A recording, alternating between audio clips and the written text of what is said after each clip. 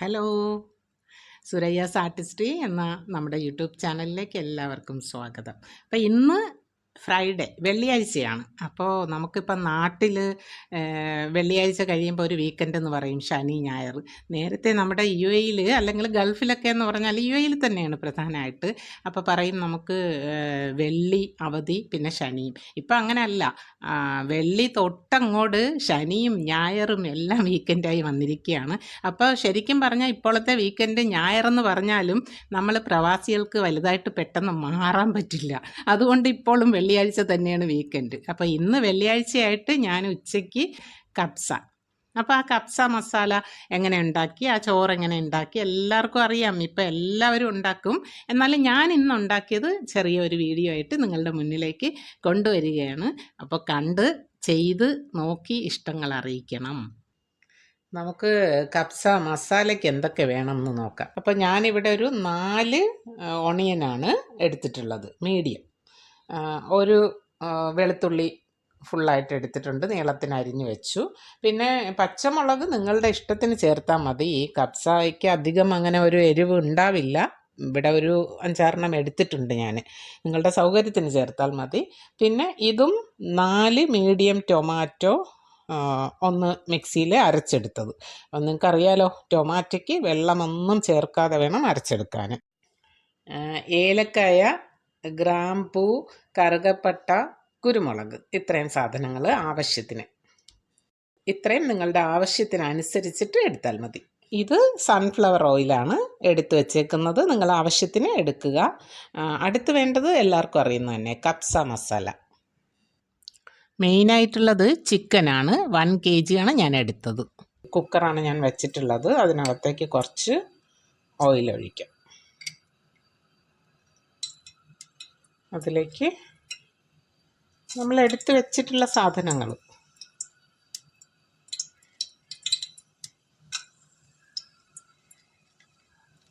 ഇതെല്ലാം നിങ്ങളുടെ ഇഷ്ടത്തിന് നിങ്ങളുടെ ആവശ്യങ്ങൾക്കും അനുസരിച്ച് ഇട്ടാൽ മതിയേ.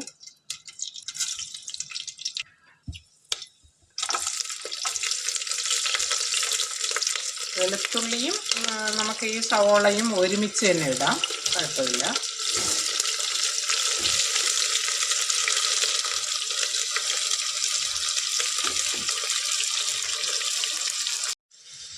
ഇപ്പോൾ പച്ചമുളക് ആണ് ഇപ്പോൾ ഇതിലേക്ക് ഒരു 5 എണ്ണം ഇട്ടിട്ടുണ്ട്.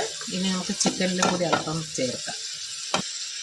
കുറച്ച് ഉപ്പ് ആവശ്യത്തിന് ഇട്ടിട്ട് നമുക്ക് ഇത് പച്ച മണം മാറുന്നത് വരെ ഒന്ന് വഴറ്റിയെടുക്കാം. സവോള നന്നായിട്ടൊന്ന് വഴന്ന് വന്നിട്ടുണ്ട്. ഇതിൽ നമുക്കറിയാം, നമ്മൾ ഈ സ്റ്റീമൊന്നും എടുക്കില്ല, ആവിയൊന്നും വരത്തില്ല അടച്ചിട്ട്. അപ്പം ഇതിലേക്ക് നമുക്ക് ടൊമാറ്റോയുടെ പേസ്റ്റ് ഒന്ന് ഒഴിച്ചു കൊടുക്കാം. ഇപ്പോൾ ടൊമാറ്റോയുടെ പേസ്റ്റും ഓണിയനും ആ ഒരു മസാലകളും എല്ലാം കൂടി ഒന്ന് ജസ്റ്റ് ഒന്ന് അതിൻ്റെ പച്ചമണം, അതായത് ടൊമാറ്റോ ആ ഒരു പേസ്റ്റിൻ്റെ പച്ചമണം മാറുന്ന വരെ ഒന്ന് വഴറ്റി വീണ്ടും വഴറ്റിയെടുക്കാം. ഇതിലേക്ക് ഒരു 3 ടീസ്പൂൺ മസാല, കബ്സ മസാല 3 ടീസ്പൂൺ ഇടുകയാണ്. അത് ഇട്ടിട്ട് വീണ്ടും വഴറ്റിയെടുക്കണം. ടീസ്പൂണാണ് എടുത്തിട്ടുള്ളത്. ഇത് ഒന്ന് വഴറ്റിയിട്ട് നമുക്കിതിലേക്ക് ചിക്കൻ ഇടാം. അപ്പോൾ മസാല നമുക്ക് സൈഡൊക്കെ കണ്ടാൽ അറിയാം, അങ്ങനെ എണ്ണയൊക്കെ തെളിഞ്ഞ് വരുന്നത്. അപ്പോൾ അതിലേക്ക് ഇനി ചിക്കൻ പീസ് ഇടാം. ഒരു 1/4 കപ്പ് വെള്ളം കൂടി ഒഴിച്ച് നമുക്കിത് 2 സ്റ്റീം ആവി എടുക്കാം കേട്ടോ. ചിക്കനിൽ നിന്നൊക്കെ വെള്ളം നന്നായിട്ട് ഇറങ്ങിക്കോളും. അപ്പോൾ അതുകൊണ്ട് ഒരു ചെറിയ ഒരു നനവ് കൊടുക്കുന്നേ ഉള്ളൂ, ഒത്തിരി വെള്ളമൊന്നും ആവശ്യമില്ല. ഒരു 1/4 കപ്പ് ഇത്ര മതിയാവും. ഒന്ന് അടച്ചേക്കാം. അതുപോലെ തന്നെ ഇപ്പോൾ പുതിയ കുട്ടികളൊക്കെ ഉണ്ടല്ലോ, ബിഗിനേഴ്സ്, അവരൊക്കെ ആണെങ്കിൽ ഇപ്പോൾ വെള്ളം ഒഴിക്കുന്ന കാര്യത്തിലൊക്കെ ഒരു പേടി ഉണ്ടാവും. ഒരല്പം കൂടിപ്പോയാലും കുഴപ്പമൊന്നുമില്ല, കാരണം നമ്മൾ ഈ ചിക്കൻ ഇതിൽ നിന്ന് എടുത്തിട്ടല്ലേ നമ്മൾ അതിലേക്ക് അരി ഇടുന്നത് ചോറിന് വേണ്ടിയിട്ട്. അപ്പോൾ അതുകൊണ്ട് ഒരല്പം കൂടിപ്പോയാലും പേടിക്കേണ്ടതൊന്നുമില്ല. ഇതിപ്പോൾ 2 വിസിലൊക്കെ വന്ന് റെഡിയായി ഇരിപ്പുണ്ട്. നമുക്കൊന്ന് തുറന്ന് നോക്കാം എന്താണ് അതിനകത്തെ അവസ്ഥ എന്ന്. ഇപ്പോൾ നല്ല കറക്റ്റ്. നമുക്കിനി അത് അരിയൊക്കെ ഇടാൻ പാകത്തിന് തന്നെ ഞാൻ പറഞ്ഞില്ലേ, ചിക്കനിൽ നിന്ന് ഒരുപാട് വെള്ളം ഇതിൽ നിന്ന് ഊറി ഇങ്ങനെ ഇറങ്ങും. ചിക്കനായാലും മട്ടനായാലും അങ്ങനെ തന്നെയാണ്. അതുകൊണ്ടാണ് വെള്ളം ഒഴിക്കുമ്പോൾ കുറച്ചൊന്ന് കുറച്ചാൽ നല്ലതായിരിക്കും എന്ന് പറയുന്നത്. അപ്പോൾ ഇവിടെ ഞാൻ ഇതുണ്ടോ ബസ്മതി റൈസ് ഒരു 2 ടിന്ന് 2 നാഴി ഞാനിവിടെ ഒരു 10 മിനിറ്റ് കുതിർക്കാമെന്ന് വിചാരിക്കുന്നു. അത് ഡിപ്പെൻസ് ആണ്, നിങ്ങൾ റൈസ് എന്താണോ. ഞാൻ കുറച്ച് നീളം, ചെറിയ നീളം മീഡിയം അതാണ് എടുത്തിരിക്കുന്നത്. ജീരക റൈസിനേക്കാളും ഈ കപ്സയ്ക്കൊക്കെ കുറച്ച് നീളം റൈസ് തന്നെയാണ് നല്ലത്. അപ്പോൾ അതിനെ ഡിപ്പെൻഡ് ചെയ്തിട്ട് ഇങ്ങനെ കുതിർക്കണോ അല്ലെങ്കിൽ തോർത്തി എടുക്കണോ, അങ്ങനെ അരിപ്പയിൽ വെച്ച് തോർത്തി, അതൊക്കെ നിങ്ങളുടെ തീരുമാനത്തിന് അരി അനുസരിച്ചിട്ട് ചെയ്താൽ മതി. ഇനി ഇവിടെ മസാല ഞാൻ ചിക്കൻ ഒന്ന് മാറ്റി വെച്ചിട്ടുണ്ട്. ഇത് നമുക്ക് ഫ്രൈ ചെയ്യണമല്ലോ. അപ്പോൾ ഇവിടെ എന്ന് പറഞ്ഞാൽ ചിക്കനൊന്നും ഇങ്ങനെ ഈ വെളുത്തിരിക്കുന്ന ഒന്നും ഇഷ്ടമല്ല. അതുകൊണ്ട് ഞാൻ ഇതിലൊരല്പം മുളക് പൊടിയും കൂടി ഇട്ടിട്ടായിരിക്കും ഫ്രൈ ചെയ്യുന്നത്. അത് ഓൾറെഡി കപ്സയുടെ ആ ഒരു മസാലയിൽ അത് ചേരുന്നതല്ല, ഞാൻ ചെയ്യുന്നു എന്നുള്ളതേ ഉള്ളൂ. അപ്പോൾ ഇനി ഞാൻ ഇച്ചിരി മുളക് പൊടി ഇട്ടിട്ട് ഇതൊന്ന് ഫ്രൈ ചെയ്തെടുക്കും, ഒരു ഹാഫ് ഫ്രൈ.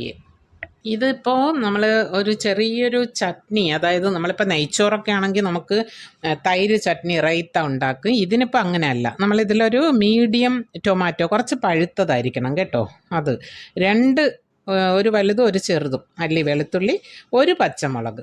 പിന്നെ ഞാൻ ഓപ്ഷനാണ് മല്ലിയില വച്ചേക്കുന്നത്. ഞാനൊരല്പം ഇടുന്നുണ്ട്. സാധാരണ നമ്മൾ ഹോട്ടലിൽ കപ്സയുടെ കൂടെ ഉള്ളതിൽ ഈ ഒരു മിക്സ് ഇല്ല.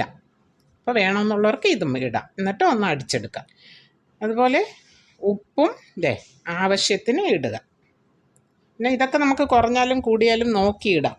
എടുത്തിട്ടുണ്ട്, നോക്കാം ഇത്.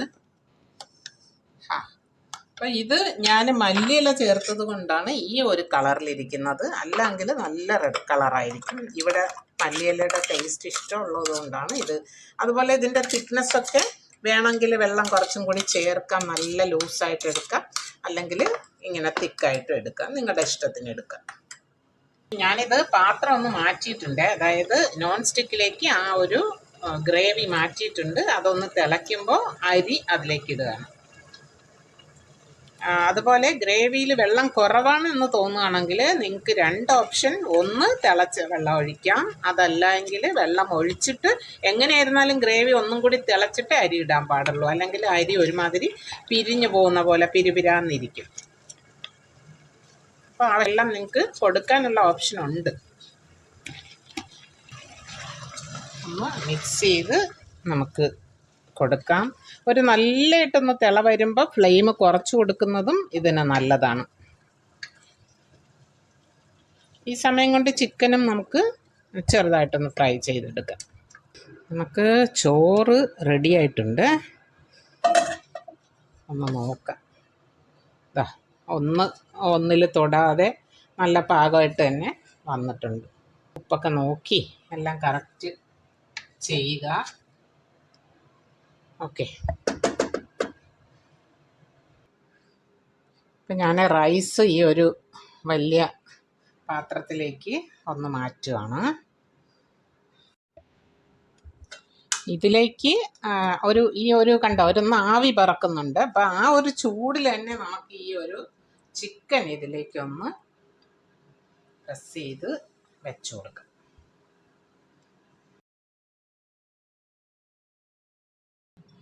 ഇതിപ്പോൾ കഴിഞ്ഞിട്ടുണ്ട്. കപ്സയ്ക്ക് അങ്ങനെ മല്ലിയില അങ്ങനെ യൂസ് ചെയ്യില്ല, ഞാൻ ഇടുന്നതാണ്. ഒരല്പം ഒരു മണത്തിന് വേണ്ടിയിട്ട് നിങ്ങൾ വേണമെങ്കിൽ മാത്രമേ ഇടാവുള്ളൂ. അതിൻ്റെ പുറത്തേക്ക് ഞാൻ ഒരു പിടി ചോറൊന്ന് മാറ്റി വെച്ചിട്ടുണ്ട്. അതും കൂടി ഇങ്ങനെ ഒന്ന് സ്പ്രെഡ് ചെയ്ത് വയ്ക്കുക. അപ്പം നമുക്ക് ആവശ്യം, ഇങ്ങനെ വലിയ പാത്രം ആകുമ്പോൾ ഉള്ളൊരു ഇതെന്ന് പറഞ്ഞാൽ നമുക്ക് ആവശ്യമുള്ള അവർക്ക് ആ ഒരു ഭാഗത്തുനിന്ന് ഏതാണോ പീസ് വേണ്ടത് അങ്ങനെ നോക്കിയെടുക്കാം. അപ്പോൾ ഇത്രയുള്ളൂ കാര്യം. എങ്ങനെയുണ്ട്? നമ്മുടെ കപ്സ റെഡി ആയിട്ടുണ്ട്. ഇത് കഴിച്ച് നോക്കണേ എല്ലാവരും ഉണ്ടാക്കിയിട്ട്. ഞാൻ നേരത്തെ റെഡിയാക്കുന്ന സമയത്ത് പറഞ്ഞിട്ടുണ്ട്, ഞാൻ ഇതിൽ അധികമായി ചേർത്തിട്ടുള്ളത് മല്ലിയിലയാണ്. അത് ഫൈനലി ഇതിലേക്ക് ഗാർണിഷ് ചെയ്യാൻ വേണ്ടി ഒരല്പം ഇട്ടതും, അല്ലെങ്കിൽ നമ്മൾ ആ ഒരു ചട്നിയിൽ ചേർത്തതും എക്സ്ട്രായാണ്. അത് ആവശ്യമുണ്ടെങ്കിൽ മാത്രം ചേർത്താൽ മതി. അപ്പോൾ എനിക്ക് അങ്ങനെ മല്ലിയിലയുടെ ടേസ്റ്റും കൂടെ വരുമ്പം ഭയങ്കര ടേസ്റ്റായിട്ട് തോന്നും ചട്നിയിലൊക്കെ, അതുകൊണ്ടാണ് ഇട്ടത്. അപ്പോൾ ഇതാണ് നമ്മുടെ ഇന്നത്തെ ഡിഷ്. എല്ലാവരും നമ്മുടെ ചാനൽ സുരയ്യാസ് ആർട്ടിസ്റ്റ് കാണുകയും അതിൽ അഭിപ്രായങ്ങൾ കമൻ്റായിട്ട് പറയുകയും നിങ്ങൾക്ക് എന്തെങ്കിലും ഇങ്ങോട്ട് നിർദ്ദേശിക്കാനുണ്ടെങ്കിൽ അതെല്ലാം നിങ്ങൾക്ക് പറയും. തീർച്ചയായിട്ടും നമ്മൾ അതെല്ലാം കൊണ്ടുവരും ഇതിലേക്ക്. അടുത്ത് ഒരു പുതിയ വീഡിയോ, അത് ഇപ്പോൾ കുക്കിംഗ് വീഡിയോ അങ്ങനെയൊന്നുമില്ല. ഇൻട്രൊഡക്ഷനിൽ പറഞ്ഞ പോലെ സുരയ്യാസ് ആർട്ടിസ്റ്റ് ഒരു കോക്ടെയിലാണ്, നിങ്ങൾക്ക് വേണ്ടുന്ന എല്ലാം വരും. അപ്പോൾ ഇതിലും യൂസ്ഫുൾ ആയിട്ടുള്ള വീഡിയോ ആയിട്ട് വീണ്ടും കാണാം.